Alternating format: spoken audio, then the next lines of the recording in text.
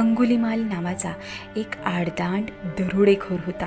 खून आणि रक्तपात यामुळे त्याचे हात नेहमी रक्ताने बरबटलेले असत. ठार मारलेल्या प्रत्येक माणसाचे एक एक बोट कापून घेऊन तो त्यांची माळ गळ्यात घालीत असे आणि म्हणूनच त्याचे नाव अंगुलीमाल असे पडले.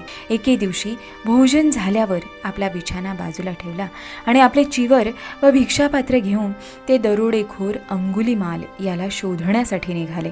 ते त्या बाजूला प्रवास करीत असलेले पाहून गुराखी, मेंढपाळ, शेतकरी आणि वाटसरू मोठ्याने ओरडले, श्रमण, त्या वाटेने जाऊ नका.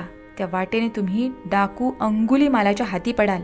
भगवंत जरी आपल्या नेहमीच्याच चालीने चालत होते तरी ते सर्व प्रयत्न करूनही तो दरोडेखोर त्यांना गाठू शकला नाही.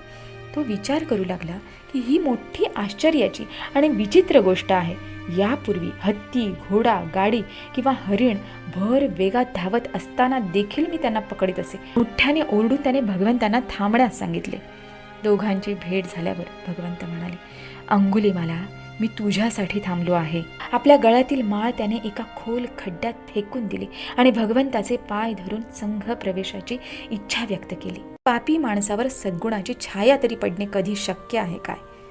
त्या क्षणी आपल्या अगदी जवळ असलेल्या अंगुलीमालाकडे आपला उजवा हात दाखवून भगवंत म्हणाले, राजा, हा पहा अंगुलीमाल, हा असा पुरुष आहे ज्याला काठीने किंवा तलवारीने मी जिंकू शकलो नाही, परंतु काठी किंवा तलवार यांचा मुळीच उपयोग न करता भगवंतांनी त्याला जिंकले. हे सगळे सहन कर, हे सगळे सहन कर. याप्रमाणे भगवान बुद्धाची शिकवण स्वीकारून डाकू अंगुलीमाल एक संत पुरुष बनला.